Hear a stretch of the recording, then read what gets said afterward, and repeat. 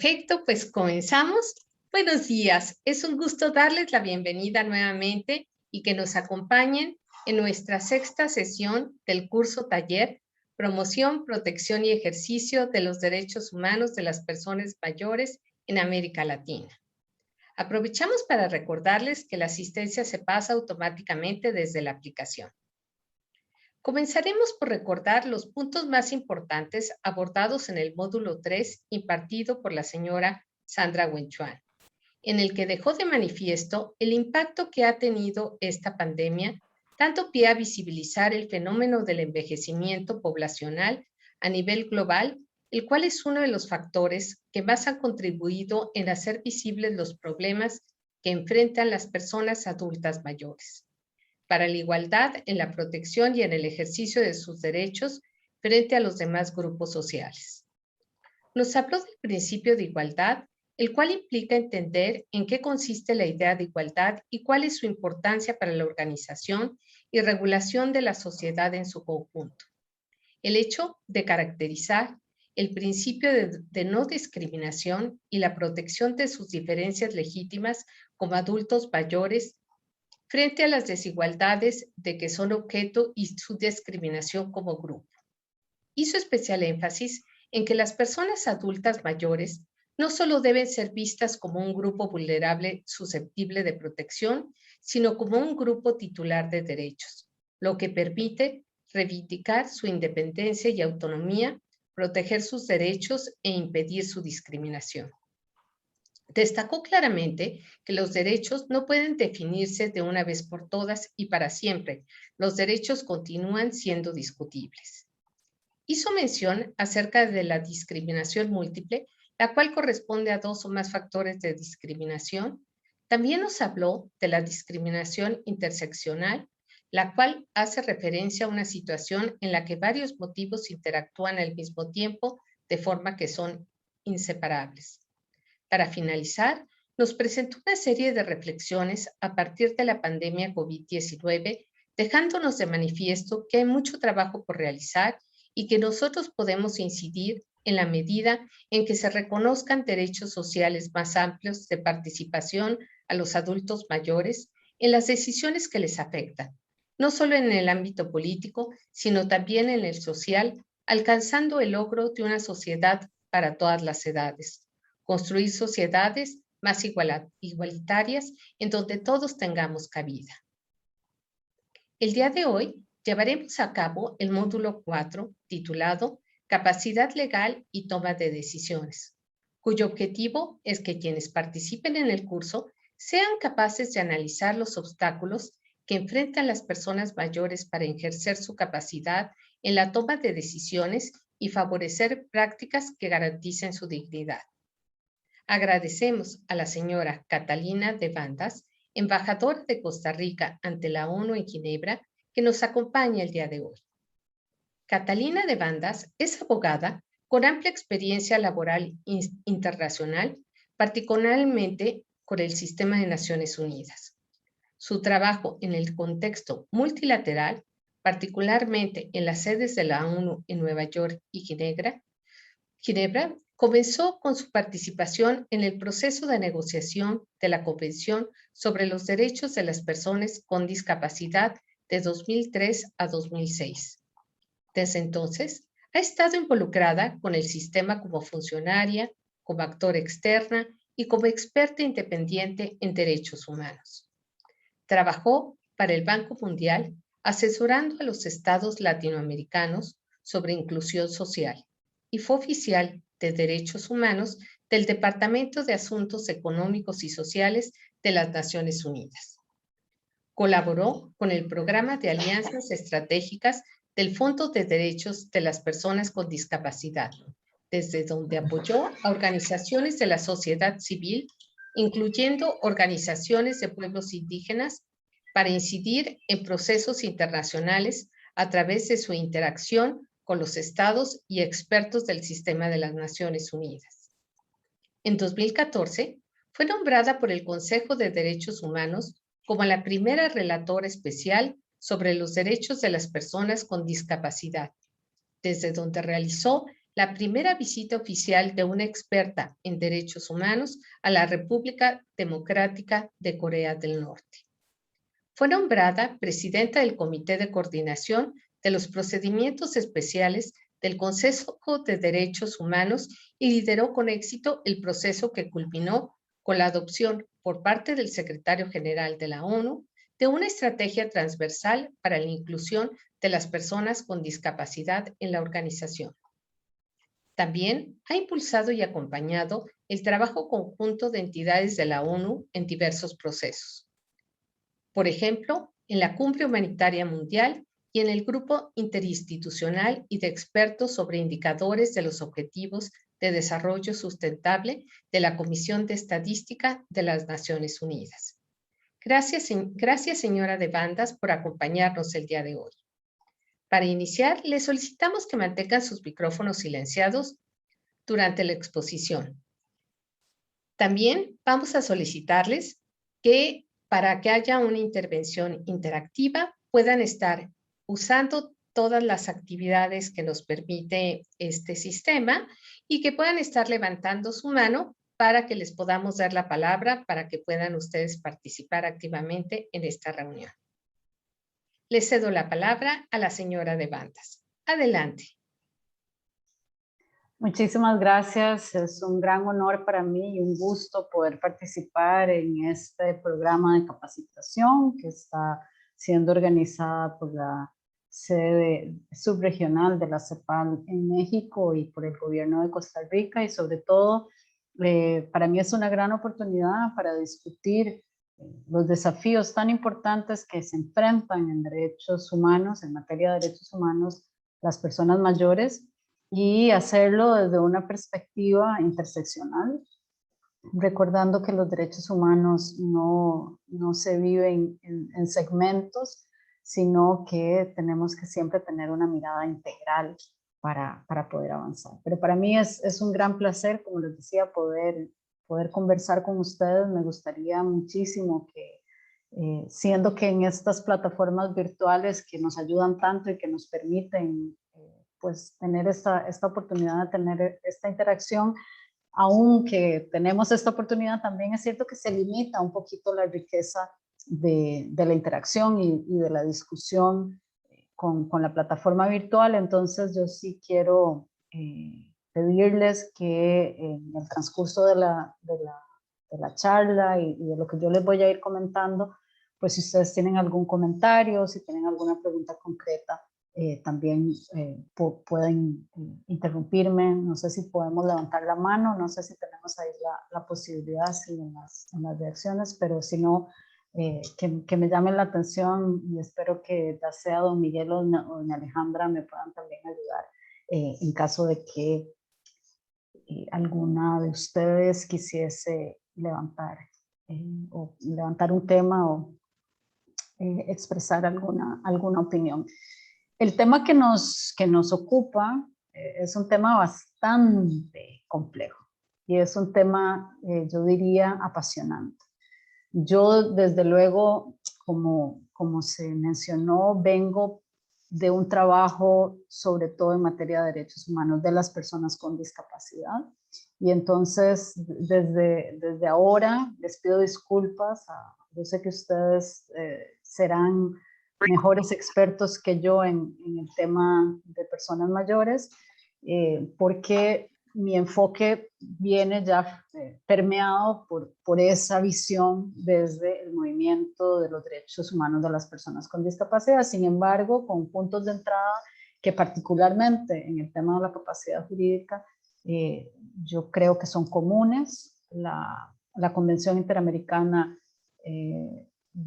nos recuerda eso. La Convención Interamericana tomó una decisión que en las negociaciones, desde luego, una decisión bastante analizada, pero tomó una decisión básicamente de trasladar lo que se había establecido en la Convención sobre los Derechos de las Personas con Discapacidad en materia de capacidad legal o capacidad jurídica, básicamente lo traslada a la Convención Interamericana sobre la Protección de los Derechos de de las personas mayores. Y entonces ese contar con ese mismo marco normativo nos permite compartir el análisis. Aún, y esto tengo que también aclararlo desde el principio, aún sí hay diferencias, y hay diferencias que tenemos que trabajar conjuntamente y a las que hay que ponerles un poquito más de atención, porque desde el movimiento de personas con discapacidad y desde el desarrollo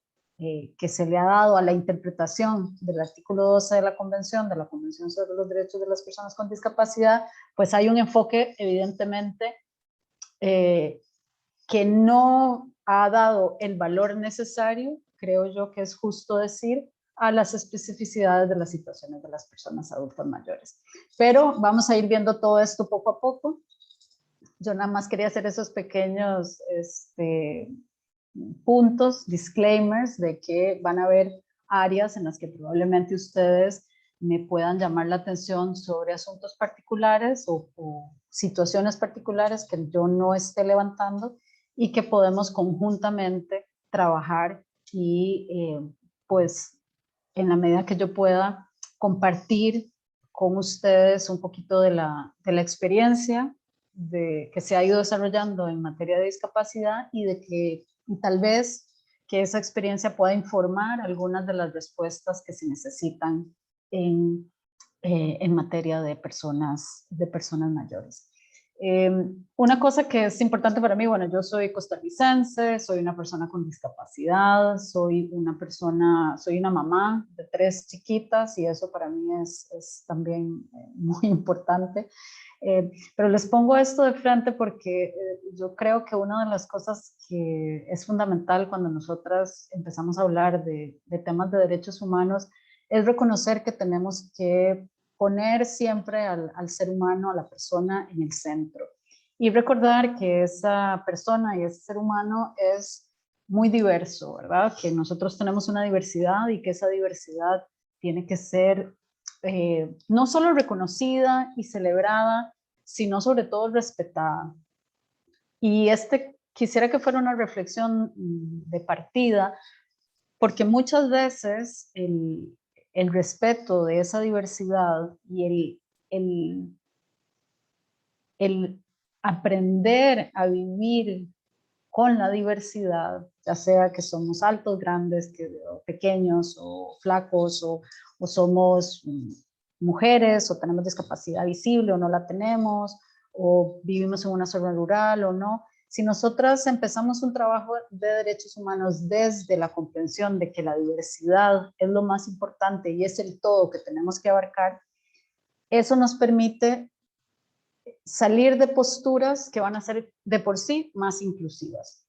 Y también nos permite salirnos de una zona de confort en donde lo que piensa el otro puede ser completamente ajeno a lo que pienso yo, a lo que creo yo que podría ser una solución viable, una solución posible. Y esto muchas veces en materia de capacidad jurídica es importante. ¿Por qué? Porque nosotros empezamos desde una perspectiva de hay ciertas personas que no deberían tener derecho a tomar decisiones.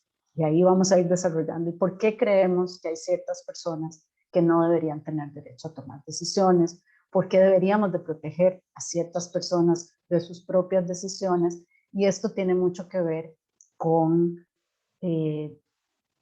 una concepción de lo humano, una concepción de lo que es capacidad y de lo que una persona puede hacer, que está informada por muchos estereotipos, que está informada por muchos modelos de discriminación, y eso es lo primero que tenemos que empezar a desestructurar cuando hablamos del derecho a tomar decisiones. Porque si lo vemos tradicionalmente, por ejemplo, hace 100 años y mucho menos en algunos países, las mujeres no teníamos capacidad jurídica, ¿verdad? O sea, las mujeres no teníamos la posibilidad de tomar decisiones, de firmar contratos, de divorciarnos, de abrir cuentas bancarias, de votar. Y esto era porque se consideraba desde una posición de poder, que había un segmento que no tenía derecho a eso. Entonces tengamos eso como un punto de partida. Recordar que cuando estamos discutiendo esto, y en el caso de las personas mayores también, que es decir, ¿por qué y cómo vamos a aceptar quién tiene derecho a tomar una decisión? Y si el envejecimiento y el proceso del envejecimiento, así como el proceso de vivir con una discapacidad o no, justifica que en algún momento nuestras decisiones, nuestra voluntad no sea tomada en consideración en igualdad de condiciones, que nuestras opiniones, nuestros deseos pasen a un segundo plano frente a lo que las personas consideran otras personas que es nuestro mejor interés. Pero bueno, esa es como mi primera reflexión para dejar ahí. A esto vamos a ir volviendo y vamos a ir recuperando durante toda la clase esta reflexión que yo creo que es fundamental para adentrarnos en el tema de la capacidad jurídica. Una cosa que es importante también y que quizás deberíamos de empezar con eso, el objetivo que a mí me presentan para este curso es que ustedes al final de esta sesión sean capaces de enfrentar o de analizar y de entender cuáles son los obstáculos que enfrentan las personas mayores al momento de ejercer su capacidad jurídica. Es decir, cuáles son esas situaciones en donde las personas mayores se ven enfrentadas a discriminación o a vulneración de sus derechos en lo que tiene que ver con la toma de decisiones. Y quizás antes de que yo empiece ya con la teoría legal, y espero que me perdonen porque yo soy abogada, nadie es perfecto, siempre tenemos algunos problemas, entonces yo no quiero, yo voy a entrar en una parte un poquito legal, espero que esto lo hagamos de una manera muy llevadera, pero antes de empezar con eso, quizás a mí lo que me gustaría es preguntarles a ustedes como punto de partida, ¿cuáles son esas, y desde la experiencia en el trabajo que ustedes tienen en este tema, ¿cuáles son esas situaciones en donde las personas mayores ven violentados sus derechos y en las que enfrentan dificultades para que su voluntad sea reconocida? 2 o 3 voluntarias o voluntarios que me quieran dar un punteo sobre esto, por favor.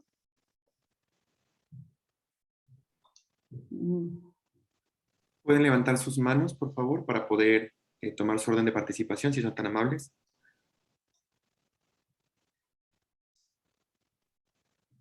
Ana Carmen, por favor. Buenas tardes, buenos días a todos, saludos desde México, muchas gracias por su participación y yo he notado mucho que ellos sufren esa disminución en su capacidad para decidir, sobre todo en el tema económico. Aquí en México, por ejemplo, las personas adultas mayores reciben un apoyo mensual y muchas veces yo he notado que ellos no pueden decidir sobre cómo gastar esos recursos, ¿no? Los familiares terminan decidiendo, pues es que se necesita tal medicina o tal cuestión, pero ellos no toman mucho en cuenta ya la decisión final del adulto mayor. Y por el momento sería mi participación. Muchas gracias. Gracias, Ana. Adelante, Maribel. Sí, buenos días a todas y a todos. Bueno, principalmente en cuanto a lo que se refiere a los tratamientos médicos, al tipo de medicamento o alguna decisión que quieran tomar con respecto a su salud. Muchas gracias. Hola, buenos días. Iba en la misma línea el hecho de sobre la elección de algún tratamiento en la decisión para alguna intervención quirúrgica. Realmente la decisión se anula, ¿no? Prácticamente en ocasiones de estas personas y terminan decidiendo en ocasiones los hijos, ¿no? Perfecto. Muchísimas gracias. En efecto, en temas patrimoniales y en temas de consentimiento informado, son 2 ejemplos muy claros de donde vemos que las personas mayores pierden o son discriminadas con respecto al ejercicio de su capacidad jurídica o su capacidad legal. Yo quiero empezar recordando algunos conceptos básicos sobre la capacidad jurídica. Primero tenemos que empezar por qué es la capacidad jurídica, ¿verdad? ¿De qué estamos hablando cuando hablamos de capacidad jurídica? Entonces, bueno, lo primero, recordar muy básico que es la capacidad que tiene cualquier persona de tomar decisiones que sean jurídicamente vinculantes. Y aquí quiero diferenciarlo de la autonomía. Por supuesto que las personas tienen autonomía, tienen que ser independientes y eso es una línea muy importante, pero el paso más allá con la capacidad jurídica es que esas decisiones tienen que ser jurídicamente vinculantes, tienen que tener un efecto sobre otros. Y que ese efecto sobre otros significa, entre otras cosas, que se pueden hacer respetar ante terceras personas. Luego hay dos componentes que se incluyen en esta noción de capacidad jurídica, y es la capacidad, en muchos de nuestros sistemas latinoamericanos hablamos de la capacidad de goce y de la capacidad de ejercicio. Y una de estas, son dos partes de un todo, y se ha dicho que todas las personas, la teoría previa, antes de la Convención sobre los Derechos de las Personas con Discapacidad, y para aquellos y aquellas de ustedes que sean abogadas o abogados, veíamos en nuestras clases de Derecho Civil esta noción de que todo ser humano tiene capacidad de goce, es decir, toda persona tiene derechos inherentes por el hecho de ser persona, pero no todas las personas tienen derecho a la capacidad de ejercicio, es decir, usted puede tener derecho a que se le proteja, a que tener una vida sana, a que el Estado le brinde ciertas protecciones, pero no necesariamente tiene la capacidad de ejercer derechos civiles o políticos, por ejemplo, el derecho al voto, el derecho de tomar decisiones como el consentimiento informado, etc. Entonces, hay una separación que se hacía de este concepto global de capacidad jurídica, diciendo, bueno, todas las personas tienen capacidad, pero de goce, y la capacidad de ejercicio es la capacidad que se puede restringir, y eso lo vamos a ver un poquito más adelante a través de representantes legales o a través de procesos de incapacitación. ¿Qué es otra cosa importante de la capacidad jurídica? Una cosa que es fundamental es que gozar del derecho de la capacidad jurídica es fundamental para ejercer toda la otra gama de derechos humanos. Es decir, para poder votar, para poder casarse, para poder brindar consentimiento informado, para poder contratar, pero también para poder decidir sobre procesos educativos, para poder decidir sobre beneficios, etcétera, etcétera. Para casi todo es central el derecho de la persona a tomar decisiones. Es básicamente como un derecho de ciudadanía, como el hecho de ser reconocido como una persona con agencia. Otro elemento importante de la capacidad jurídica es precisamente el que se mencionaba con lo del consentimiento informado, ya lo decía don Diego, y es el derecho a decidir sobre su propio cuerpo y sobre su propia salud, ¿verdad? Muchas veces, y esto ha generado debates muy interesantes, incluso en contra de opiniones médicas, ¿verdad? Yo tengo el derecho de no aceptar una transfusión de sangre porque tengo derecho a decidir lo que pasa sobre mi cuerpo, tengo derecho a rechazar un tratamiento, no sé, de quimioterapia, o a no aceptar una intervención que me parece que no es conveniente o que es muy dolorosa, etcétera, etcétera. Bueno, yo tengo ese derecho a decidir sobre mi cuerpo y sobre mi salud.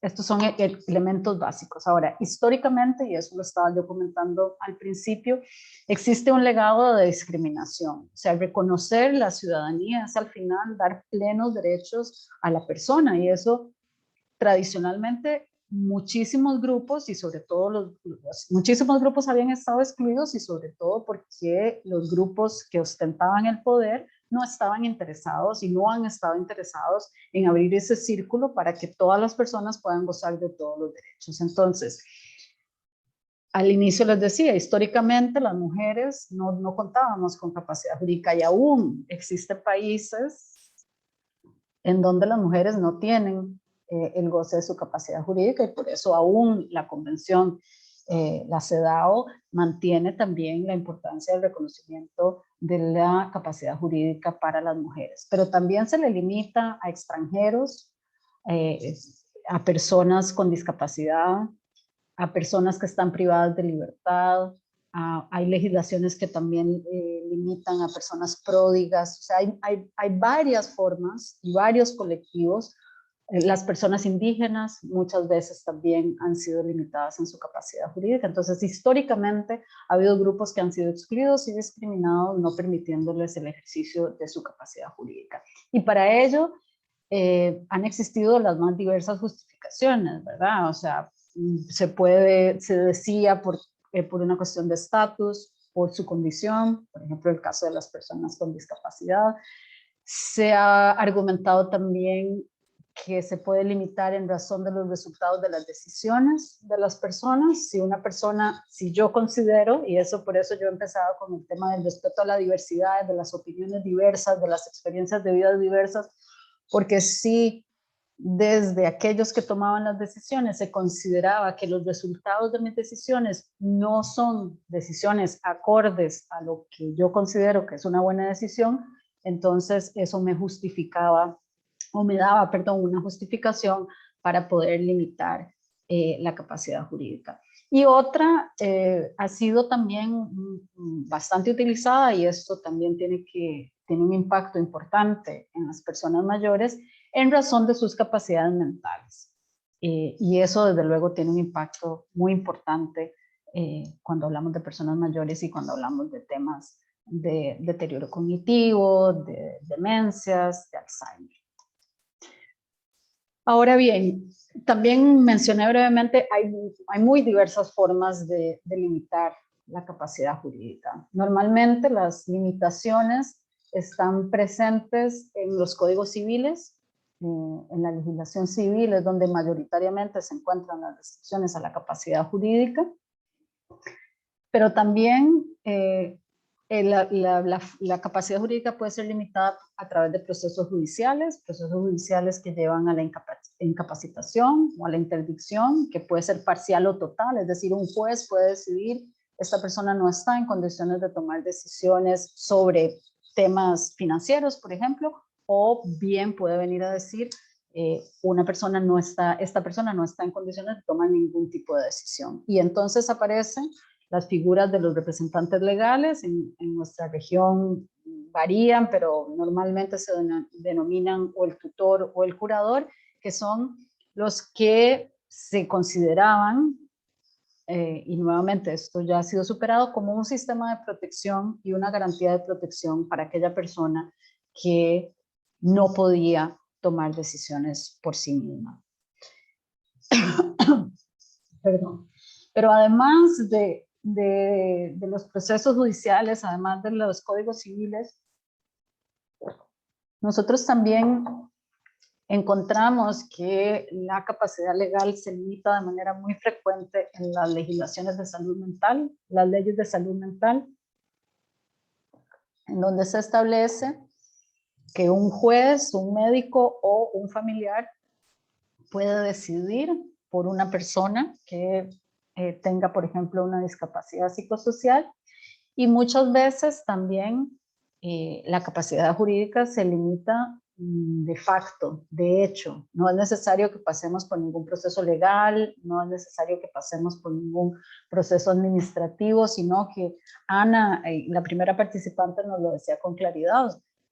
Cuando una persona mayor recibe su pensión y de repente los que toman las decisiones sobre cómo se gestiona y cómo se gasta esa pensión, las toman los familiares, y de hecho la persona mayor está perdiendo su capacidad de tomar decisiones. Ahora, también también hay diferentes consecuencias cuando nosotros tenemos limitaciones a la capacidad jurídica. Y si hay alguien que en algún momento quiere interrumpirme, por favor me avisan. No sé, pido ahí ayuda porque no puedo ver todas las caritas.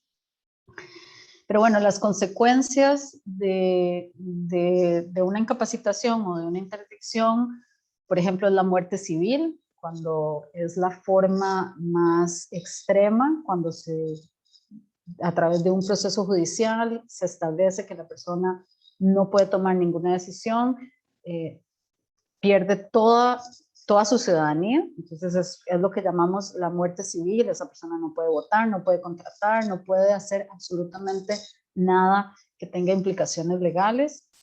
Tiene implicaciones también o consecuencias en materia de coerción, y esto tiene que ver con lo que nos decía también Diego al principio, por ejemplo, sobre la imposibilidad de brindar consentimiento para intervenciones. Entonces este consentimiento informado no se puede brindar, y por lo tanto resulta en que la persona se vea obligada a recibir tratamiento, medicación de manera forzosa, o que sea internado, hospitalizado, institucionalizado también de manera forzosa. Entonces, otra consecuencia importante de la pérdida de capacidad jurídica es esa coerción.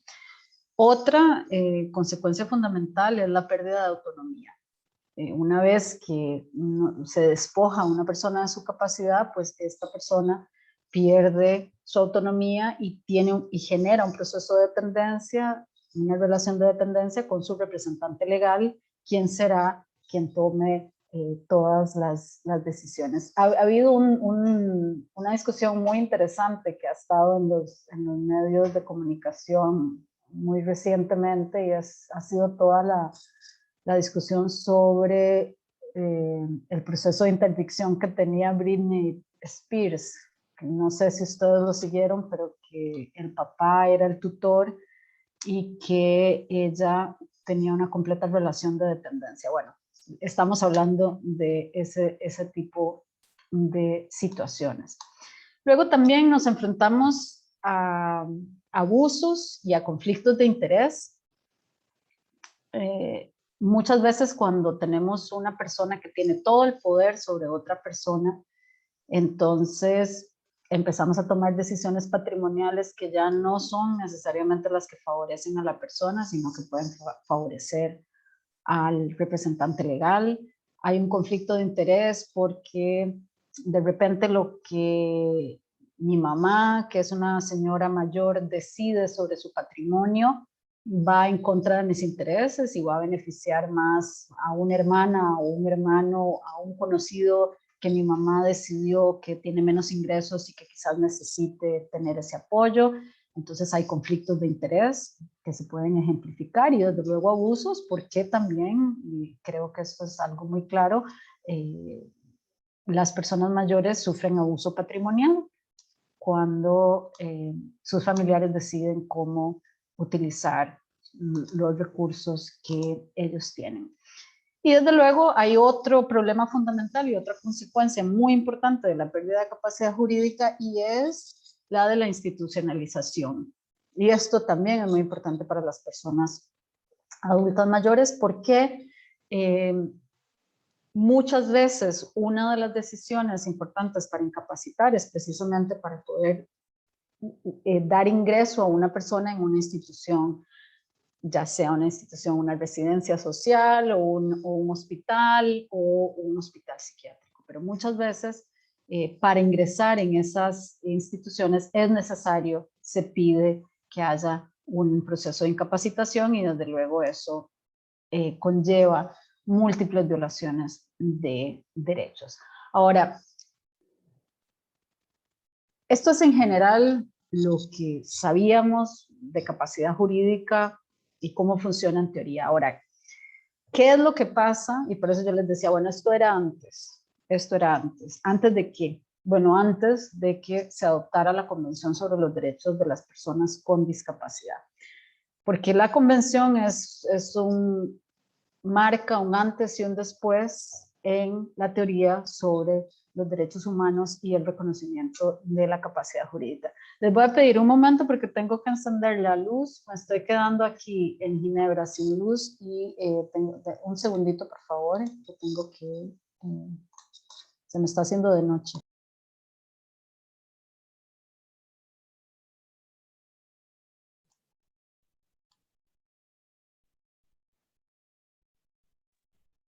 Ya, perfecto. Ok, aprovechamos porque Sí. hay una pregunta Dime. que tenemos aquí en el chat.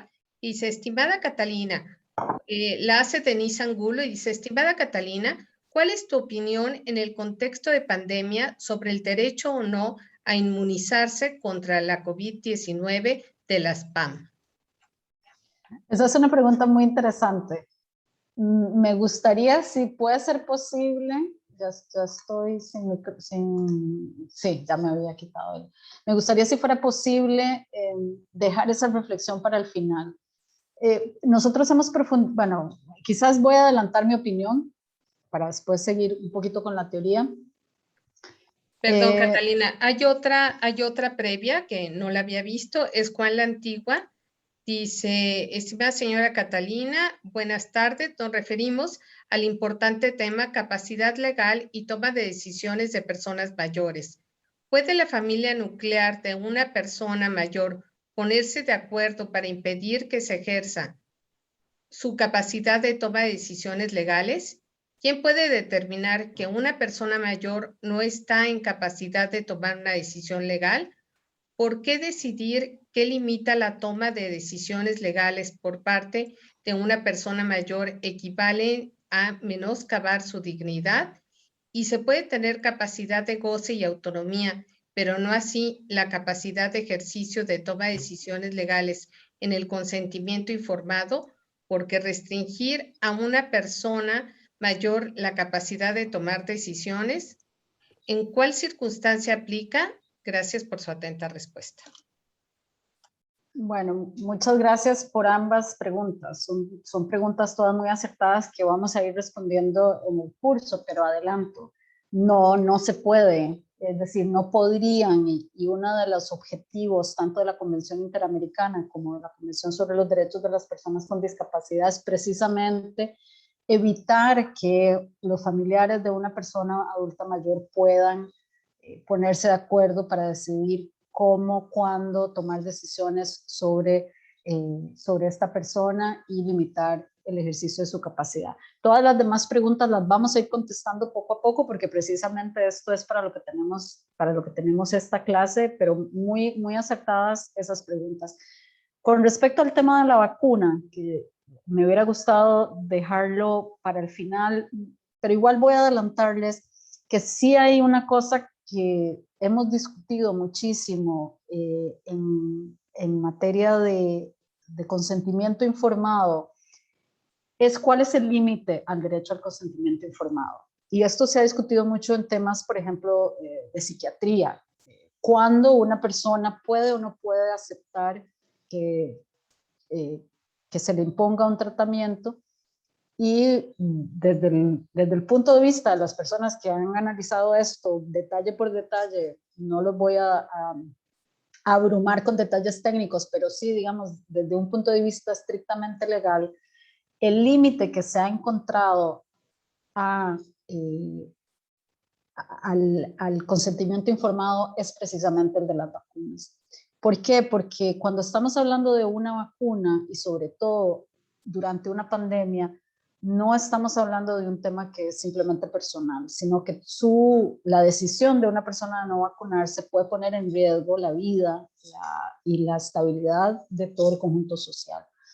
Entonces eso se ha visto reiteradamente en todas las épocas de pandemia, como por ejemplo una de las principales, pasarían dos cosas. Uno, las limitaciones a la libertad, es decir, por ejemplo, el confinamiento que tuvimos que enfrentar con el COVID, que eso se ha visto a lo largo de todas las pandemias, es decir, los estados cuando hay situaciones de emergencia que puedan poner en peligro la vida y la salud pública de la comunidad, pueden tomar decisiones como privar de la libertad de tránsito, de movimiento a personas con el objetivo de contener una pandemia y está la discusión de las pandemias. Yo sé que esta es una discusión que continúa abierta y que genera muchísima discusión. Todavía aquí, les cuento, aquí en Europa, en Suiza, en Francia, con la decisión del presidente Macron. Entonces no es una decisión fácil. Sé que en mi propio país hay una intensa discusión sobre este tema, pero bueno, por lo menos en mi opinión, desde un punto de vista legal, yo creería que es posible hacer obligatorio, o si no, tener medidas que si una persona no se quiere vacunar, significaría que podría estar confinada en el transcurso de la pandemia, ¿verdad? Son como esos valores. Pero bueno, esa es una discusión a la que también podemos ir llegando y que es muy específica. Lo que me gustaría es hablar un poquito de la convención y qué es lo que establece el cambio de paradigma que trae la Convención sobre los Derechos de las Personas con Discapacidad, que, como les dije al principio, es fundamental porque es exactamente el mismo texto que tiene la Convención Interamericana sobre los Derechos de las Personas Mayores. Entonces, ¿qué es lo importante de la Convención? Bueno, además de que la Convención es un tratado universal, es una legislación de todos los países que fue adoptada por las Naciones Unidas, por la Asamblea General en el año 2006. Ha sido además, es uno de los tratados que está ratificado, es decir, que más países han aceptado como parte de su legislación nacional. Hay 184 países, en este momento solo faltan 8 países para que el tratado sea considerado un tratado universal, que todos los países están. Es una convención que nos trae, que cambia la forma de ver a la discapacidad o a las personas con discapacidad, y reconoce a las personas con discapacidad sus derechos. Es decir, no es solo una convención que nos dice cómo cuidar a las personas con discapacidad, sino que recupera y dice, no, vamos a ver, hay un grupo de la población, y esto aplica perfectamente para las personas adultas mayores, y voy a usar el lenguaje. Hay personas que envejecen. Esas personas enfrentan muchos desafíos, pero esos desafíos no son consustanciales a la vejez. Esos desafíos se enfrentan porque tenemos sociedades que están diseñadas sin pensar en las personas mayores. Entonces, al tener sociedades que no piensan en las personas mayores, desde luego que enfrentan discriminación, porque los servicios no son adecuados, porque las infraestructuras no son adecuadas, porque no existen servicios especiales para atender las necesidades de las personas mayores, etcétera. Entonces hay un cambio, y yo creo que eso es un cambio importante que introduce la convención, de decir, un momento, no se trata de ver cómo ayudamos o cómo corregimos o cómo ajustamos a la persona adulta o la persona con discapacidad, sino que se trata de cómo brindamos los servicios, cómo ajustamos nuestro entorno social para que las personas adultas mayores puedan funcionar de mejor manera, con autonomía y en respeto de sus derechos. Otra cosa que es importante es que la convención funciona para todas las personas, y en esto es muy importante. O sea, es una convención para personas con discapacidad, pero realmente no requiere que la persona se reconozca como una persona con discapacidad para que esté protegida. Entonces hay muchas cosas que cubre la convención que protegen a cualquier persona, y esto es importante también porque, bueno, desde luego tenemos personas adultas con discapacidad que claramente estarían cubiertas por la convención, pero también tendríamos personas adultas que no tengan discapacidad o no tengan una discapacidad visible o no se quieran identificar como personas con discapacidad, que igualmente estarían protegidas por la convención en el caso de que eso fuera necesario.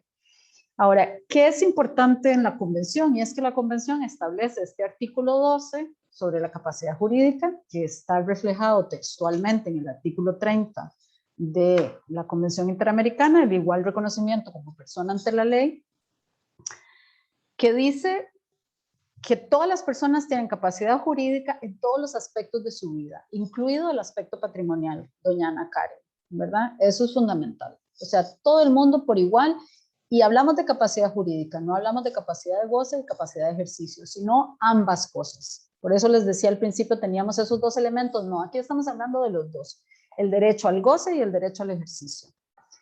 ¿Qué dice además la convención? Desde luego nosotras sabemos que hay personas que pueden tener más dificultades para tomar decisiones, ya sea porque no tienen la información, porque no tienen la educación, porque tienen mayores obstáculos para acceder a la información, porque no hay información inclusiva o accesible, porque necesitan más tiempo para entender la información, porque están en un proceso en el cual su capacidad mental puede estar cambiando y puede estar disminuyendo. Entonces, es cierto que nosotros vamos a tener personas que pueden tener mayores dificultades para ejercer su derecho a tomar decisiones. Ahora, ¿qué es lo que dice entonces la convención? Bueno, lo que tenemos que hacer es darle acceso a esas personas al apoyo para que puedan ejercer su capacidad jurídica. Y ese es un cambio fundamental. No es decir, les quitamos la capacidad jurídica y les damos a alguien que los represente legalmente. No. Es decir, tenemos que repensar cómo estamos haciendo las cosas para dar medidas que apoyen a esa persona a tomar decisiones. Darle más información, darle más tiempo, buscar otra metodología, hacer la información accesible. Si en el caso de las personas mayores, por ejemplo, está pasando mucho con la digitalización, que las personas mayores se están quedando afuera por temas de digitalización. Bueno, ¿cómo apañamos esa brecha que se genera con la digitalización para las personas mayores para que puedan seguir participando, tomando decisiones, accediendo a servicios bancarios, creando una cuenta bancaria, por ejemplo? Eso significa que tenemos que tomar medidas de acceso, medidas de apoyo para que esas personas puedan ejercer su capacidad jurídica, en lugar de decir, no, usted no puede ir al banco, entonces ya no tiene capacidad, que venga su hija. No. ¿Cómo hace el banco para brindar un apoyo para que la persona adulta mayor pueda seguir yendo al banco? Un tercer punto que es importante que se refleja en este texto del artículo 30 de la Convención Interamericana, artículo 12 de nuestra Convención de Derechos de las Personas con Discapacidad, es que se establecen salvaguardias para que se respeten los derechos de las personas cuando están ejerciendo su capacidad y para evitar que haya abusos. Porque uno de los argumentos que se ha utilizado siempre es que el representante legal, el curador o el tutor realmente es una figura de protección. Entonces, que si no existe esa figura de protección, las personas van a quedar absolutamente desprotegidas.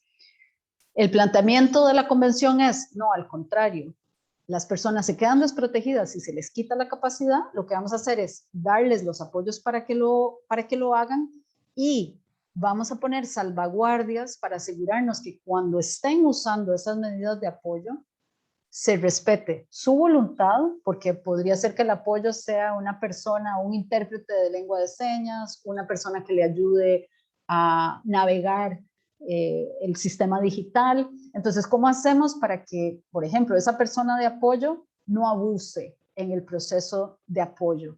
¿Cómo evitamos los abusos? Y ahí sí tenemos que tener salvaguardias, tenemos que garantizarnos que cuando decimos, bueno, esta persona va a tener apoyo, que ese apoyo vaya a ser adecuado, sea proporcional a sus necesidades. No me van a poner un apoyo de 100 cuando yo lo que necesito es 5, o no me van a poner uno de 5 cuando yo lo que necesito es 100. Y sobre esto hay importante información que ha desarrollado el Comité de los Derechos de las Personas con Discapacidad, y cuando yo era relatora también.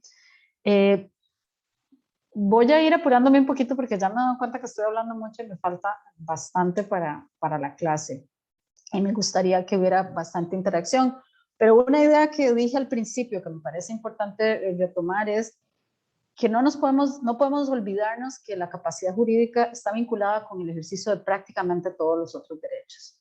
Acceso a la justicia, libertad y seguridad de la persona, protección contra la tortura, protección a la integridad personal, derecho a vivir de manera independiente, que tiene que ver con el tema de las instituciones, a ser incluido en la comunidad, a quedarse a vivir donde uno quiere, el respeto en el hogar y en la familia, el derecho a la salud. Todos estos derechos están intrínsecamente relacionados con la capacidad jurídica. Entonces, nosotros tenemos que recordar puntos claves. La capacidad jurídica desde ahora, por lo que nos dice la Convención Interamericana, por lo que nos dice la Convención de la ONU, tiene que ser universal, es decir, es para todas las personas, independientemente de su capacidad mental, si lo puedo poner de alguna manera. O sea, no importa que una persona tenga desafíos que están haciendo decrecer su capacidad. No debemos, por ello, limitar la capacidad jurídica a la capacidad de discernir o de entender ciertas cosas.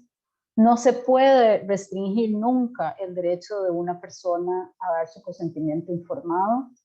Y ante esto, evidentemente, tenemos un desafío enorme, que es el ajuste de toda nuestra legislación, porque no en toda Latinoamérica, a pesar de que Latinoamérica, y esto es importante, es una región pionera en reforma legal después de la Convención de Derechos de las Personas con Discapacidad, aún muchos de nuestros países no tienen la legislación adecuada. Costa Rica hizo un cambio, Perú hizo un cambio muy bueno, Colombia hizo un cambio, Argentina hizo un cambio que fue importante, pero que todavía le hace falta un poquito más, pero todavía nos hace falta una visión global latinoamericana de las reformas legales que son necesarias. Otra discusión que es importante, y esta es una discusión también muy importante para los adultos mayores, es, bueno, ¿qué son los apoyos? ¿Cómo apoyamos a una persona a tomar decisiones? ¿Cómo apoyamos a una persona mayor que tiene procesos de envejecimiento que están resultando en deterioros de su capacidad cognitiva, etcétera? Entonces,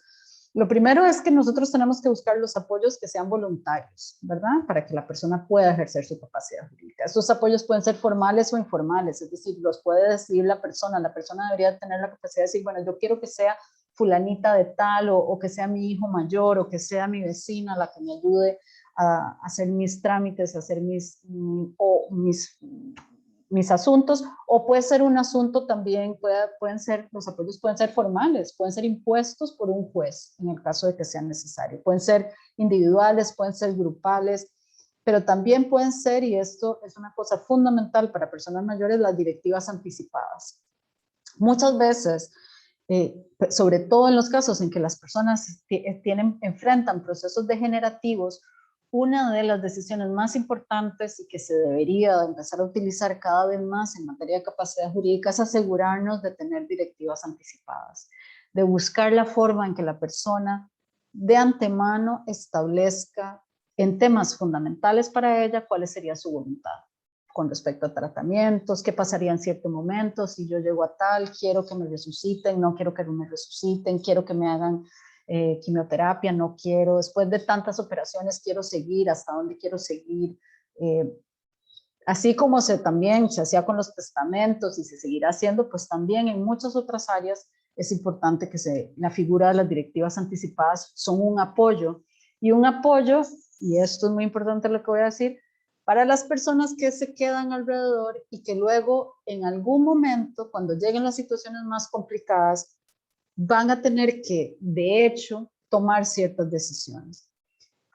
Si nosotros no logramos en algún momento establecer cuál es la voluntad de una persona, las directivas anticipadas son una guía muy importante para interpretar cuál era la voluntad de la persona sobre la que estaríamos, en casos excepcionales, en la obligación o en la necesidad de tomar una decisión.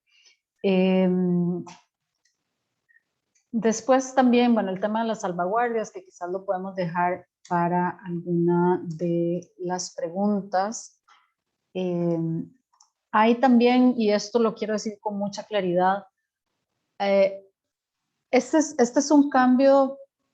Este cambio de paradigma que se está introduciendo en el artículo 30 y en el artículo 12 de la Interamericana y de la ONU, de las convenciones, es un cambio sustancial, es un cambio del día a la noche. Entonces hay, como es lógico, resistencia, y ha habido progresos muy importantes, pero también hay algunas resistencias al cambio, por ejemplo, la Corte Europea de Derechos Humanos, que es una de las cortes, en mi opinión, más conservadora en este tema. Obviamente los abogados civilistas, que tienen una escuela muy fuerte, cuando estamos hablando de que esto, digamos, está cuestionando 2000 años de trabajo de los civilistas. Y bueno, algunos profesionales de la salud que también se enfrentan a dificultades con esto. Ahora, ¿cómo pasamos nosotros de la teoría a la práctica? Y con esto quiero ir cerrando. Nosotros tenemos que pensar en cuáles son los niveles. Esto es toda la teoría, efectivamente debería funcionar así, nadie debería ser privado de su capacidad jurídica, pero ustedes ya deben estar pensando, bueno, sí, pero ¿qué pasa con fulanito tal y qué pasa con el señor tal que ya en este momento no puede hablar o que no se puede mover o que, ¿verdad? O sea, ¿qué hacemos en esos casos? Pero yo quiero que primero, siempre cuando estemos hablando de estos temas, dejemos la excepción para el final. Uno de los aprendizajes fundamentales que nosotros tenemos en este tema es que cuando uno empieza a tratar de regular o de formular soluciones de política pública a partir de la excepción, estas políticas van a ser muy restringidas. Su ámbito de acción va a tender a ser restrictivo y va a tender a limitar derechos humanos. Entonces, pensemos en la excepción realmente como una excepción y regulemos, diseñemos políticas públicas para la mayoría. ¿Qué es lo que pasa? Que en la mayoría de los casos nosotros deberíamos estar pensando en los apoyos generales, en apoyos que se tienen que generar no para la persona individualizada, sino para los sistemas. Como les decía, el sistema bancario, el transporte público, los servicios comunales, los servicios de salud que se tienen que ir ajustando y que tienen que ser accesibles, estar diseñados para que las personas mayores los puedan gestionar. Si eso no se puede, pasamos a un segundo nivel. ¿Cuál es ese segundo nivel? Necesitamos dar ajustes razonables y este es otro elemento fundamental de la convención que también hay que ir desarrollando para las personas adultas mayores. ¿Y qué quiere decir eso? Bueno, resulta que aunque yo haga todo para que esta sala sea accesible y que las personas adultas mayores puedan funcionar, siempre va a haber una o dos o tres que no pueden porque necesitan que les pongamos un banquito para subir a sentarse o porque necesitan que les traigamos la comida más cerca o porque necesitan apoyos individualizados que les van a permitir ejercer su autonomía y tomar esas decisiones, ¿verdad? Entonces, esto es lo que hablamos nosotros de ajustes razonables y tenemos que recordar que cuando uno deniega un ajuste razonable, si yo pido, por ejemplo, ay, no me dé la comida a las 6, sino a las 7, o por favor, yo necesito para poder ir al banco que me dejen entrar de primera o que me dejen estar cerca del baño porque me pongo nerviosa y necesito, ¿verdad? Si yo necesito esos ajustes razonables y a mí me los deniegan, eso también es considerado discriminación y eso es importante a la hora de defender derechos. Pero si aún con los ajustes razonables, es decir, si aún yo tomando medidas específicas para apoyar a una persona, no, y medidas que son todavía amplias, no logro ayudar a esa persona para que tome la decisión, entonces pasamos a otro nivel, que es la planificación anticipada. Y ahí estamos hablando de las directivas anticipadas, que podrían ser directivas anticipadas formales, que podrían ser directivas anticipadas informales, que podrían gestionarse con grupos de apoyo, y entonces yo gestiono ahí sí con mi familia. No es que mi familia viene y decide si yo voy a tomar decisiones o no, sino yo llamo a mi familia y le digo, yo estoy enfrentando esta situación, estoy preocupada por mi futuro en esto y esto, y quiero decirles que en el caso de que yo ya no pueda tomar estas decisiones, me gustaría que se tomaran las decisiones A, B y C. Y luego, si eso no puede ser, si ya esto no funciona, vamos a los acuerdos de apoyo, donde sí podríamos entrar en un nivel más formal, con jueces, con notarios, conciliadores, y ya en el último momento la intervención judicial en el caso de que ninguno de los acuerdos voluntarios funcione. Ahora, ¿qué es lo importante? Y con esta idea voy a cerrar. Al principio le estaba diciendo a doña Alejandra que me iba a costar mucho hablar 1 hora y vea cómo voy ya por 1 hora y voy a seguir. Pero quiero cerrar con una idea fundamental. Cuando nos encontremos en el límite, cuando digamos, ahora sí, veamos la excepción, hemos hecho todo lo posible, se ha tratado por todas las formas de discernir cuál es la voluntad de esta persona, cuáles son los deseos de esta persona, y no lo podemos hacer. Tenemos que recurrir a la mejor interpretación de la voluntad y los deseos de esa persona. Y esto es un cambio importante que parece lógico, pero antes, y mucha gente todavía lo dirá, hay que recurrir, decían, cuando no se pueda saber qué es lo que la persona quiere, hay que recurrir a la mejor a la interpretación de cuál es el mejor interés de la persona. Y uno diría, ¿por qué está bien? Claro, o sea, uno tiene que pensar en qué es lo que beneficia a esa persona, cuál es el mejor interés de esa persona. Pero hay un cambio fundamental conceptual en esto. Y ese cambio fundamental y conceptual es que al decir, voy a tratar de interpretar cuál sería la voluntad y los deseos de esta persona versus voy a discernir o voy a tratar de establecer la decisión basada en el mejor interés de la persona, las decisiones pueden ser completamente diferentes. Un amigo mío notario me dio un ejemplo muy importante, fabuloso, que a mí me parece importante compartir, y es, yo tengo una señora que tiene una casa, es su patrimonio, a ella le hubiera gustado que esa casa le quedara a su hija menor, que tiene muchas dificultades económicas, que ha tenido dificultades para estudiar, para trabajar, y que ella siente que no va a tener sustento económico una vez que ella no esté. Los hermanos, sin embargo, se reúnen y dicen, si nosotros vendemos la casa de la mamá, con ese dinero que vendemos la casa de la mamá, vamos a poder pagar por sus tratamientos eventuales, por cualquier cosa que ella necesite, para una persona que venga y la acompañe, etcétera, etcétera. Entonces ahí tenemos un dilema. La señora lo que quería era dejarle la casa a su hija. Su familia puede decidir, al contrario, deshacerse de ese bien pensando que es en el mejor interés de esa persona. Y bueno, los dejo con esa reflexión. Estos son temas que están en desarrollo, que son apasionantes desde un punto de vista jurídico, pero sobre todo desde un punto de vista de cuáles son las implicaciones que tienen y van a tener en la vida de las personas, decisiones como si una persona adulta mayor quiere o no quiere vivir en una residencia, con las implicaciones que hemos visto en la pandemia, por ejemplo, la diferencia entre vivir en una residencia o no vivir en una residencia es la diferencia entre la vida y la muerte.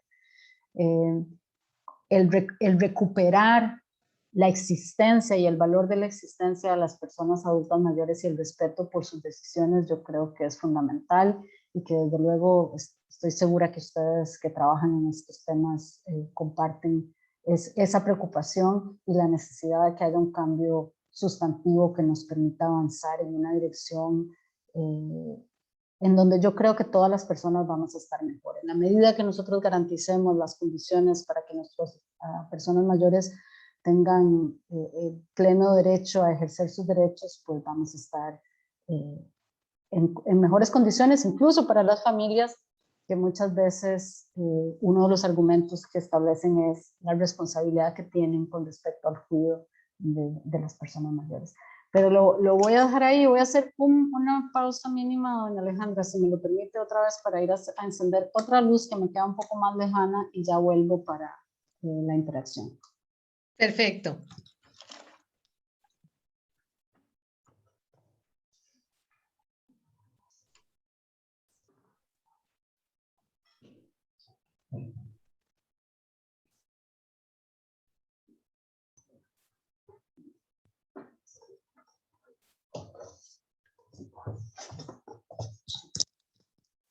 Ya estoy de vuelta. Excelente. Le voy a pasar la palabra a Miguel, quien nos está haciendo favor de ir recopilando todas las preguntas, porque ya hay muchas en el chat, para que se las pueda ir haciendo. Y también tenemos levantada la mano de Pamel Núñez.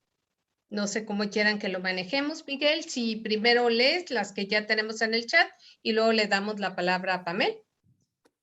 Así es, Ale, por favor. Adelante. Para respetar el orden de las preguntas. Bueno, pues muchas gracias por su intervención, señora de Bandas, y voy a dar paso a leer las preguntas. Bueno, fueron de David Silva, Franco Córdoba, Marina Torres, Eduardo Jiménez e Irma Ríos, pero por cuestión de tiempo vamos a intentar hacer las preguntas en un solo bloque. Y bueno, hay dos aspectos particulares que interesan. Uno de ellos es el familiar, que está muy vinculado con el dilema que usted nos presenta en este ejemplo de su amigo el notario, y el otro tiene más que ver con la capacidad legal de las personas mayores. Entonces, haré estas dos preguntas para que usted nos haga favor de desarrollar, si así lo considera, y posteriormente daré la palabra a Pamela. Una de estas preguntas generales es acerca de cómo la institucionalidad de un gobierno puede tomar la representación legal de las personas que pierden capacidad legal para evitar un conflicto de intereses. Y también en el mismo sentido nos pregunta Franco Córdoba acerca de los aspectos jurídicos fundamentales que se deben considerar en una situación de pérdida de capacidad jurídica por parte de una persona mayor, por ejemplo, en el caso que nos plantea, que tenga demencia. Y bueno, por el otro lado, tenemos otras participaciones que, como le mencionaba, tienen que ver con este dilema que usted nos planteaba a un inicio. Y bueno, primero le agradecen por su didáctica presentación y le preguntan, ¿cuál es la mejor intervención cuando una persona mayor es opacada por sus familiares y es prácticamente nula la toma de decisiones que puede tener, a pesar de estar bien cognitivamente, pero que tiene miedo o se siente intimidado, intimidada por sus familiares al tener que tomar una decisión? Y bueno, igualmente, para complementar, ¿qué sucede cuando una persona mayor está en la necesidad de tomar decisiones, pero se le coacciona igual por un familiar y pues que esto violenta su deseo para realizar las actividades que le son necesarias? Muchas gracias. Bueno, muchas gracias. Sí, muchas gracias a todos los comentarios y las preguntas atinadas. No son preguntas de fácil respuesta porque evidentemente una cosa es la teoría y la otra es la práctica. Y todavía, en el caso de las personas adultas mayores en nuestros países, y en general, yo creo que a nivel mundial hay un rezago en el desarrollo de políticas públicas adecuadas. Y eso evidentemente resulta en violencia patrimonial, violencia psicológica, que se representa, por ejemplo, en esos ejemplos, en esas situaciones que se referían, cómo podemos contrarrestar situaciones que de hecho se dan, ¿verdad? Se dan en el ámbito de lo doméstico, que es muy difícil de identificar, y yo creo que ahí nosotros tenemos que ver el ejemplo que hemos, digamos, a nivel global, hemos ido desarrollando con la teoría de la violencia de género, la violencia intrafamiliar, de cómo hace 20, 30 años, todavía no podíamos entrar en esas discusiones porque eran unas discusiones en el ámbito familiar, porque no podíamos, porque era muy difícil de regular, y aún tenemos muchísimos desafíos. Pero el punto más importante es: necesitamos mayor y mejor desarrollo de políticas sobre personas mayores. Políticas que además se hagan basadas en principios de participación, es decir, con las personas mayores sentadas en la mesa de discusión, exponiendo cuáles son los problemas y cuáles son las potenciales soluciones. Desde un punto de vista legal, desde luego que podría haber una intervención de un abogado, que podría haber una intervención de la Defensoría del Pueblo, por ejemplo, para proteger, y muchos de nuestros países han empezado a desarrollar legislación. Yo no creo tampoco que estemos partiendo de cero. Sin embargo, cómo implementar esa legislación y cómo hacer realidad esas políticas públicas, creo que es un desafío. Cómo garantizar que las personas tengan, y por eso es interesante, porque el hecho de no poner en riesgo la capacidad jurídica de las personas mayores es quizás una de las mejores protecciones que tienen. Una protección para garantizar que tienen posibilidades de defender su patrimonio. Y esto es importante porque este cambio de paradigma es tan significativo. Vamos a ver, si se considera que una persona mayor, si nosotros no tenemos incluso la conciencia, la toma de conciencia como sociedades, de que las personas mayores tienen y pueden tomar decisiones, lo que nos vamos a enfrentar son funcionarios de protección social que le van a decir a la persona mayor, usted para recibir su pensión tiene que venir acompañada de su hija o de su hijo o de alguien, quitándole la capacidad de agente de esa persona, que puede redundar entonces en esa violencia patrimonial, porque la hija, el hijo, el nieto, el sobrino va a llegar a recoger la plata, a recoger la pensión y no va a tener acceso. Tienen que haber condicionalidades en los programas de protección social que garanticen que sea la persona mayor la que decida, y tienen que haber controles sobre eso. Las condicionalidades en muchos de los servicios de protección social serían, creo yo, un mecanismo importante para empezar a fortalecer. Tienen que haber campañas masivas también de toma de conciencia sobre esa agencia de las personas mayores y sobre el respeto de esa agencia. Programas de protección de la violencia contra las personas adultas mayores, pero sobre todo creo que tiene que haber un esfuerzo institucional de todo el sector público y de todo el sector privado que pueda discriminar contra las personas adultas mayores, incluso una campaña contra el edadísmo, que es importante para poder hablar de este reconocimiento de la capacidad jurídica. Entonces, el papel del Estado, la primera pregunta era, ¿puede el Estado venir a proteger a una persona que no puede tomar decisiones y para poder apoyar a esa persona que toma decisiones? Sí, el Estado puede. El Estado podría ayudar y brindar los apoyos a esa persona, ya no como un tutor o quitándole la capacidad jurídica, sino realmente como un sistema de apoyo. Pero lo más importante que también el Estado tiene que garantizar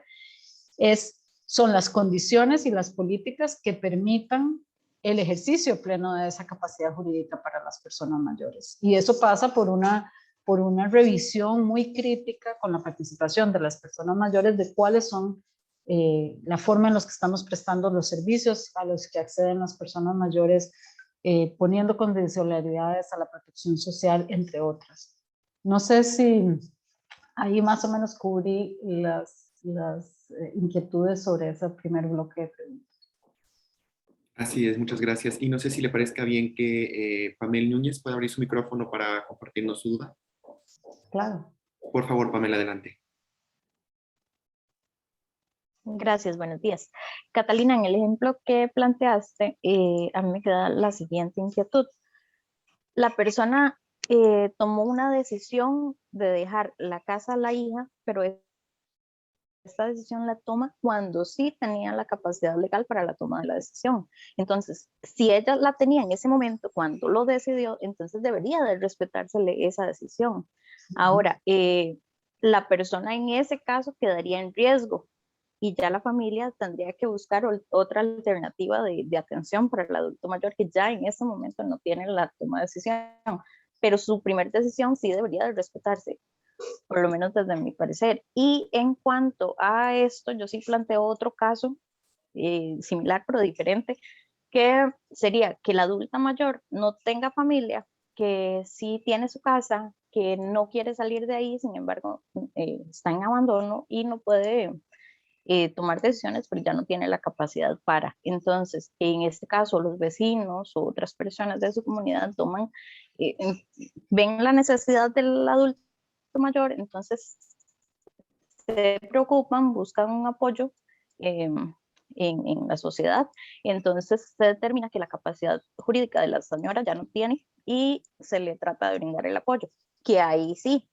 ya no sería dejarla en su casa, que sería lo que ella quisiera, pero no tiene el poder de decisión sobre eso, y se buscaría el interés superior. Esa sería mi participación. Sí, muchas gracias. Es interesante.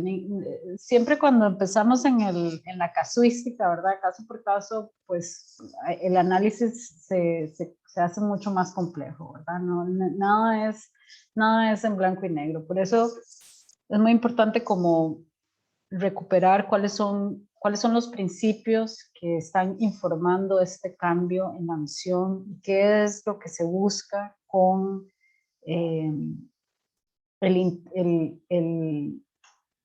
la insistencia en la importancia del reconocimiento de la capacidad jurídica. Una primera cosa que quiero volver a recordar es el tema de la diversidad y del respeto a la diversidad. De que tenemos que, sobre todo cuando estamos hablando de derechos humanos, de tener una postura completamente abierta y de comprender que muchas veces mis posiciones, mis creencias, mis ideas de lo que es y de lo que no son las que tienen que regir la norma. Eso es como la parte más difícil. Muchas veces los comentarios son en la línea de, pero ¿cómo va eso pasa muchísimo en discapacidad, pasa muchísimo con las personas con discapacidad, con parálisis cerebral, que no pueden comunicarse verbalmente. La presunción inmediata es que esa persona no puede tomar decisiones. Personas que a veces tienen muchas dificultades para hablar, ¿verdad? No pueden. O personas que toman decisiones que a nosotros nos parecen que no son adecuadas, ¿verdad? ¿Cómo va a hacer eso? O sea, ¿verdad? Yo me imagino muchas cosas. Ya está loca, ¿cómo se le ocurre? No puede hacer eso es peligroso, ¿cómo va a poner en riesgo su patrimonio? ¿Cómo va? O sea, y ahí es de verdad un ejercicio por decir, bueno, ¿desde dónde y desde qué experiencia de vida esta persona está hablando? Y además recordar que todo el mundo tiene derecho a equivocarse y que todo el mundo tiene derecho a pedir apoyo también para tomar decisiones.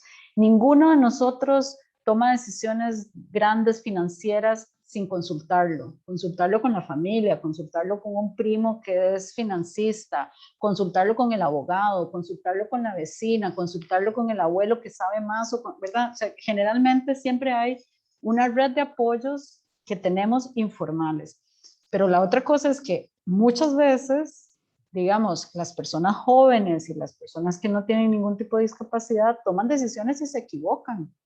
Y tenemos el derecho también de reconocer la posibilidad de tomar decisiones equivocadas y que eso se respete, porque es más importante el proceso en esa toma de decisión, que yo me pueda equivocar, que yo pueda aprender de esa equivocación, o incluso que yo me esté equivocando o que quiera hacerlo a pesar de que sé que las consecuencias pueden ser consecuencias que otras personas consideran que son absolutamente negativas, porque ya mi experiencia de vida me indica que mi sistema de valores es diferente. Yo puedo llegar a un momento en el que creo que el valor del patrimonio se vuelve relativo, que no puede ser diferente para una persona de 80 años o de 85 años o de 90 que para una persona que tiene 30, ¿verdad? O sea, donde está uno tratando de acumular un patrimonio para gestionar, o sea, creo que eso es un poco lo que uno tiene que tratar de recuperar aquí, decir, bueno, y al hacer eso, al desprendernos de ese, lo que se llama realmente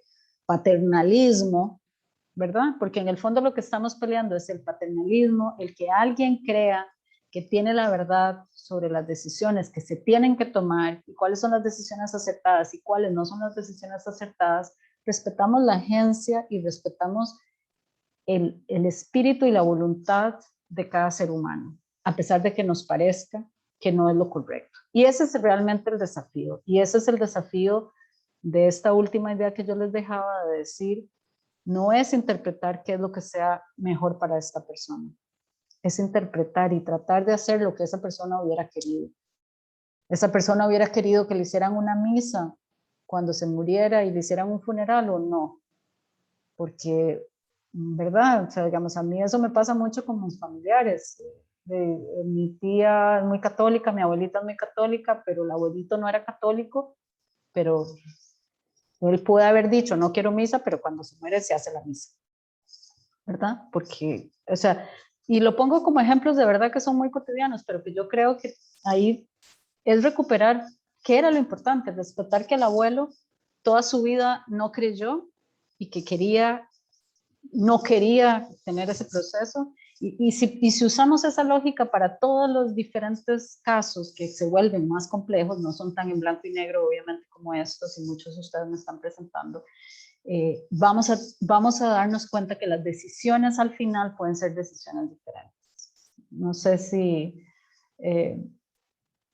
creo que es importante ser un poco más filosófico en esto, o sea, de realmente devolvernos un poquito, decir, no nos pongamos tanto en la situación concreta como qué es lo que realmente de principio se quiere lograr, y es recuperar el valor de la opinión y de las preferencias y de la voluntad de las personas, independientemente de que no estemos de acuerdo con esas decisiones, y de proteger y de que el sistema jurídico, institucional, social de un país proteja el derecho de las personas a expresar su voluntad y a que esa voluntad sea respetada.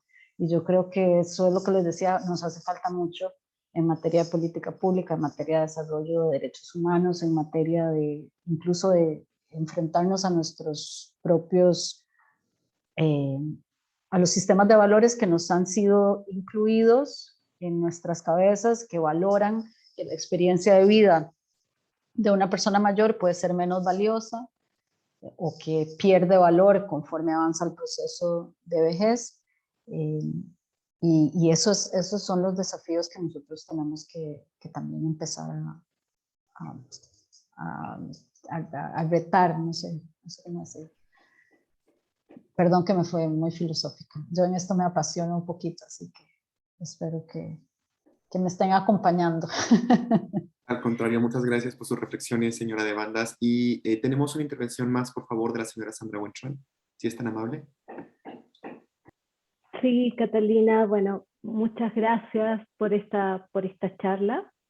Sabemos que estás muy ocupada, allá además ella no está en los mismos horarios que nosotros, está haciendo un esfuerzo, se lo agradecemos. Me parece una oportunidad, y quiero decirla para todos los que estamos aquí, es una oportunidad enorme escucharte. Tener la posibilidad no solamente de que compartas tus conocimientos, tu formación, sino también tu experiencia.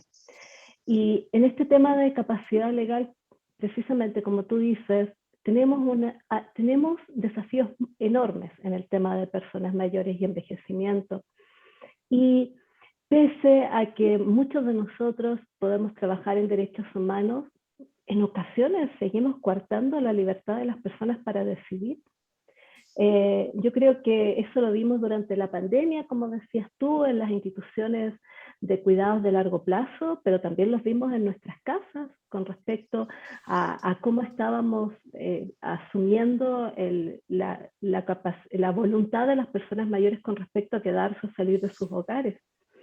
Hay un tema que a mí me parece fundamental que he aprendido de las personas con discapacidad y el movimiento, es que precisamente lo que tú dices, en un momento en que haya que, entre comillas, decidir respecto a la capacidad legal de las personas mayores por un tercero, ese proceso siempre tiene que ser revisado. Y en el caso de las personas mayores es algo que no nos ocurre. Cuando se institucionalizan, muchas veces, luego de pasar un periodo de tiempo, las personas terminan viviendo definitivamente en esos lugares, pese a que ya no siguen con una situación de dependencia funcional, por ejemplo.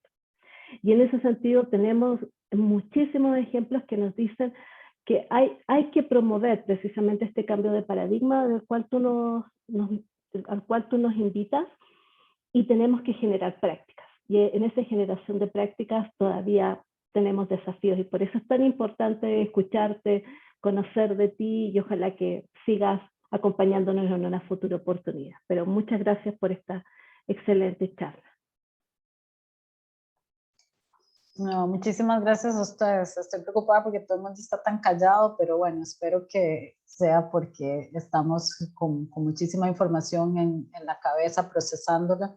Y para mí siempre es una gran oportunidad. Sé que es un tema que desafía y que toma a veces un poquito más de tiempo para poder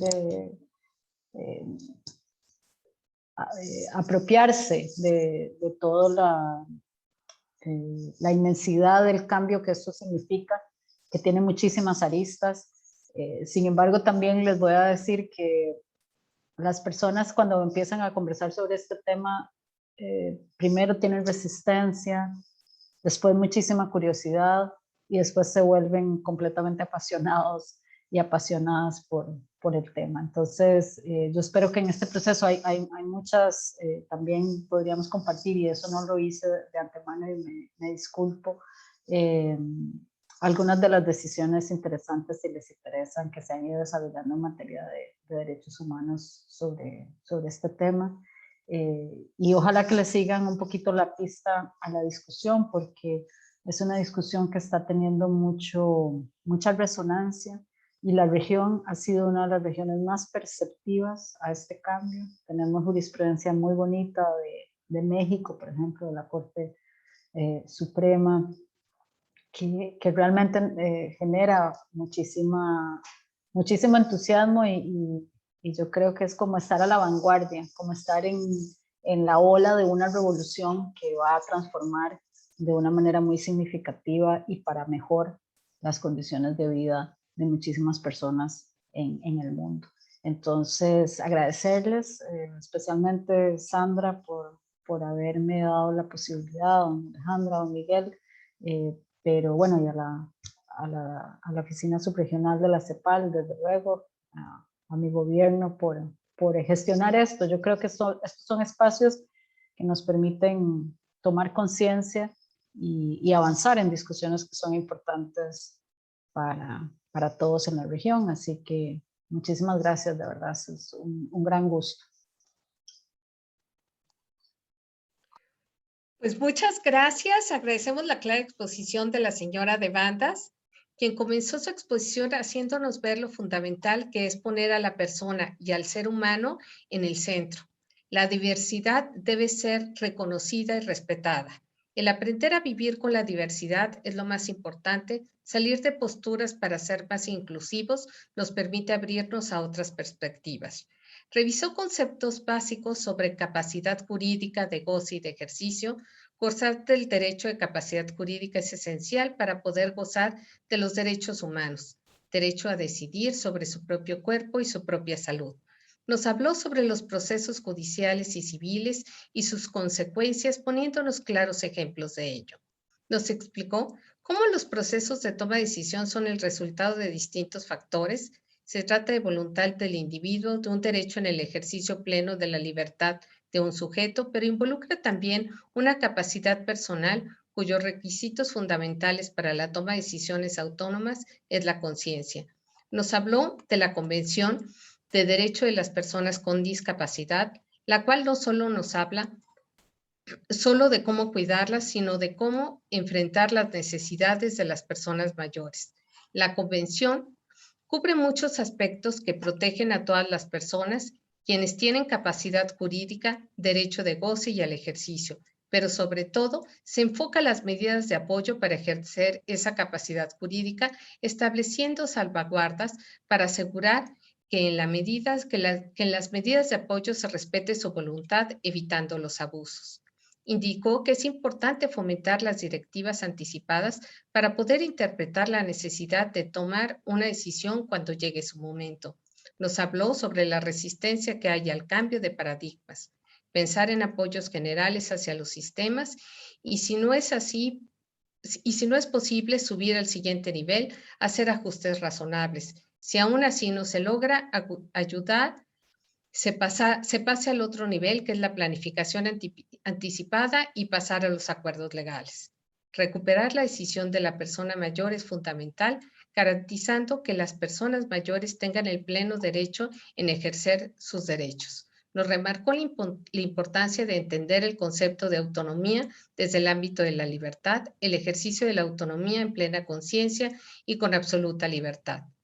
La libertad para tomar decisiones se estriba en la capacidad de decidir haciendo uso de la racionalidad en completa autonomía individual, sin presiones de agentes externos algunos. Recalcó la importancia que debe de ser respetada la voluntad del adulto mayor. y concluyó que lo maravilloso de los derechos humanos es que somos todas personas y que tenemos que lograr que se nos reconozcan los derechos por igual y que una vida no vale menos que la otra. Lo importante es que la discusión se mueva a cómo las ayudamos, cómo eliminamos barreras para que puedan participar, cómo logramos que en la comunidad encuentren los apoyos para que puedan seguir disfrutando de sus vidas. Le reiteramos nuestro agradecimiento a la señora de Bandas por su brillante exposición. Agradecemos su participación y nos vemos el próximo jueves 21 de octubre en el módulo 5, Derecho a la Defensa y Acceso a la Justicia. Que tengan una excelente tarde. Muchas gracias.